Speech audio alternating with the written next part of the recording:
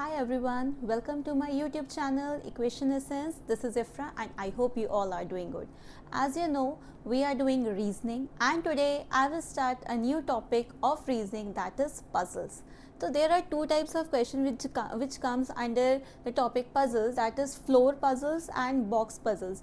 Floor puzzles में different floors पे different लोग रहते हैं और आपको कुछ सिचुएशंस दी हुई होती है और आपको फिर उनकी पोजीशन बतानी होती है कि वो कौन से वाले फ्लोर पे रह रहा है, कौन सा वाला पर्सन. हम यूजुअली उन्हें ABCD से या FG जितने भी फ्लोर्स होते हैं और जितने भी उसमें लोग रह रहे होते हैं उससे हम उसे डिनोट करते हैं. तो आपको सिर्फ कुछ नहीं करना, जब भी आपके पास फ्लोर पजल का क्वेश्चन है तो आपको 3 पॉइंट्स ध्यान में रखने हैं. That is draw floors from top to bottom. सबसे पहले मैं आपको फ्लोर पजल की डेफिनेशन बता देती हूँ. फ्लोर पजल्स में जैसे कि उसका नाम है, people live on different floors of a building. Different floor, एक बिल्डिंग के डिफरेंट फ्लोर पे लोग रहते हैं. You must determine who lives on which floor using the giving clues. हमें क्लूज के थ्रू बताना होता है कि कौन सा बंदा कहाँ रह रहा है, कौन से वाले फ्लोर पे रह रहा है.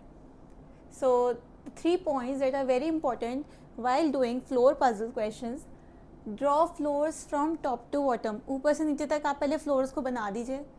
प्लेस फिक्स्ड पोजीशंस फर्स्ट, जो भी आपको फिक्स पोजीशन दी हुई है फ्लोर पजल की, आप पहले उसे उस जगह रख दीजिए. Use above and below clues carefully.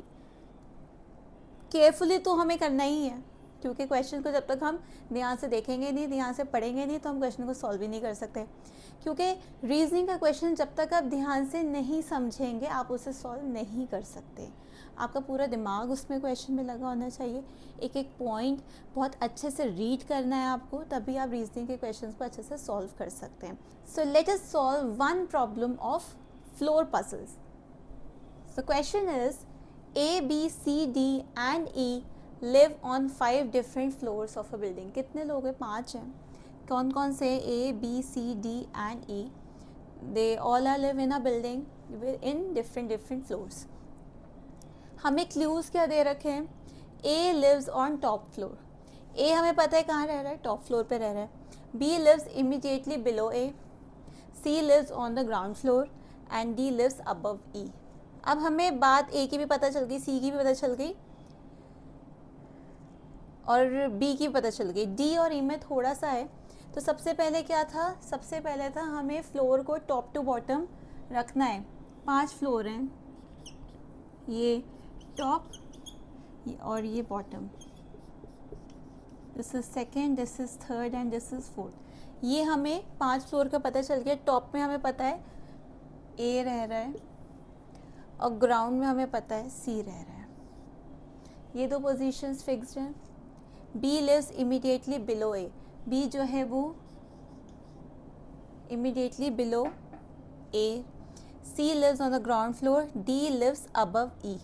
Fourth वाला है डी लिव्स अबव ई. अब ई की पोजीशन तो हमें नहीं पता, लेकिन हमें पता है या तो वो सेकंड फ्लोर पे होगा या थर्ड फ्लोर पे होगा. थर्ड फ्लोर पे जो है वो ई नहीं हो सकता क्योंकि डी जो है उसके जस्ट अबव रह रहा है और अबव तो उसके ऑलरेडी बी है. तो इसका मतलब ई हमारा सेकंड फ्लोर पे हो जाएगा and D will be on third floor. Positions हमें पता चल गई थी. 3 तो बिल्कुल सीधे सीधे हैं, लेकिन कुछ तो वो ट्रिकी दिखाएंगे ना, क्योंकि क्वेश्चन कॉम्पिटिटिव एग्ज़ाम में है और कॉम्पिटिटिव एग्ज़ाम में आपको हलवा तो कहीं नहीं मिलेगा, थोड़ा तो आपको उसे मिलाना पड़ेगा. कभी भी तैयार हलवा आपको नहीं मिलेगा. क्वेश्चन को सॉल्व करने का डायरेक्ट मेथड अगर आपको सामने ही दिख जाए, क्वेश्चन पढ़ के ही अगर आंसर आ जाए, तो फिर वो कंपटीशन होगा ही कैसे? हमेशा कुछ ना कुछ टेढ़ा तो होगा ही होगा.